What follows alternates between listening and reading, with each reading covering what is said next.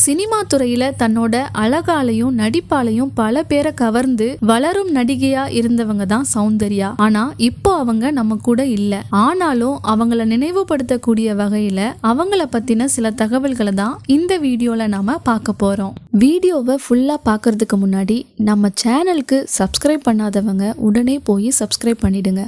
அப்படியே பக்கத்துல இருக்க பெல் பட்டனையும் கிளிக் பண்ணிடுங்க.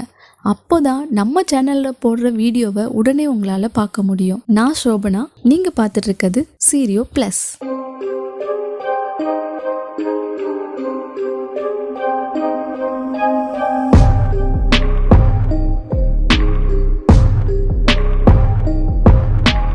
சௌந்தர்யா 1972 ஜூலை 18 பிறந்தாங்க. தமிழ் சினிமால பொன்னுமணி அப்படிங்கிற திரைப்படம் மூலமா தான் இவங்க நமக்கு அறிமுகமானாங்க. தமிழ் முன்னணி கதாநாயகர்கள் பல பேரோட சௌந்தர்யா நடிச்சிருக்காங்க. அந்த வரிசையில ரஜினிகாந்தோட அருணாச்சலம், படையப்பா இந்த 2 படங்கள்ல நடிச்சு புகழ் பெற்றாங்க. 2004 வருஷம் பாரதிய ஜனதா கட்சிக்கு ஆதரவா பொதுக்கூட்டங்கள்ல கலந்துக்கிறதுக்காக ஹெலிகாப்டர்ல போனப்பதான் அப்ப நடந்த ஒரு ஆக்சிடென்ட்ல இறந்துட்டாங்க.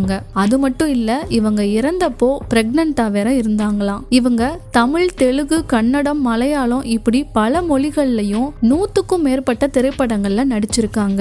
சௌந்தர்யா 1972 ஜூலை 18 கர்நாடகாவில இருக்க கோலார் மாவட்டத்துல இருக்க ஒரு ஊர்ல தான் பிறந்தாங்களாம். இவங்க பெற்றோர்கள் KS சத்யநாராயணன், மஞ்சுளா. இவங்க அப்பா யாருன்னு பார்த்தோம்னா கன்னட திரைப்பட துறையில தயாரிப்பாளராகவும் எழுத்தாளராகவும் இருந்தாராம். 2003 வருஷம் GS ரகு அப்படிங்கிறவரை திருமணம் செஞ்சுக்கிட்டாங்க.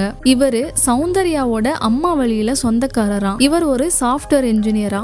சௌந்தர்யாவோட சில திரைப்படங்களோட பேரை இப்போ நம்ம பார்க்கலாம். தமிழ்ல அருணாச்சலம், படையப்பா, காதலா காதலா, பொன்னுமணி, தவசி, சொக்கத்தங்கம். கன்னடத்துல ஆப்தமித்ரா. தெலுங்குல ஹெலோ பிரதர், அன்னையா, ராஜா. இது எல்லாமே இவங்க நடிச்ச படங்கள்ல குறிப்பிட்ட சில முக்கியமான திரைப்படங்கள் அப்படின்னே சொல்லலாம். சரி, இவங்க இறந்த அன்னைக்கு என்ன நடந்துச்சுன்னு பார்க்கலாம். 2004 ஏப்ரல் 17 சௌந்தர்யா அவங்களோட சகோதரர் அமர்நாத்தோட சேர்ந்து ஹெலிகாப்டர்ல கரீம் நகர்ல இருந்து பெங்களூருக்கு தேர்தல் பிரச்சாரத்துக்காக டிராவல் பண்ணப்போதான் அப்போ நடந்த ஒரு ஆக்சிடென்ட்ல உடல் கருகி கொடூரமான முறையில இறந்துட்டாங்க. இவங்க இறந்தப்போ இவங்க 2 மாத கர்ப்பிணியா இருந்திருக்காங்க.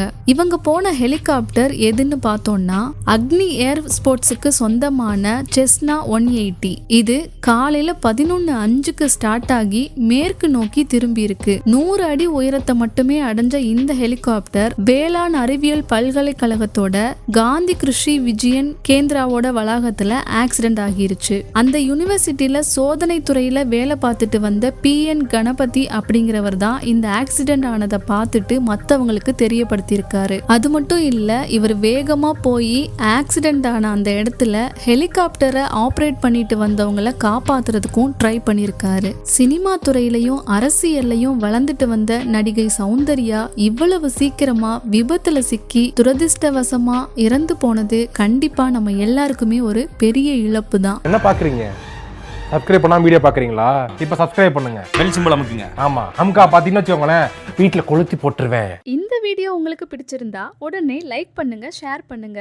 வீடியோ பத்தின உங்களோட கருத்தை கமெண்ட் பாக்ஸ்ல போடுங்க. மறக்காம நம்ம சேனலை சப்ஸ்கிரைப் பண்ணுங்க.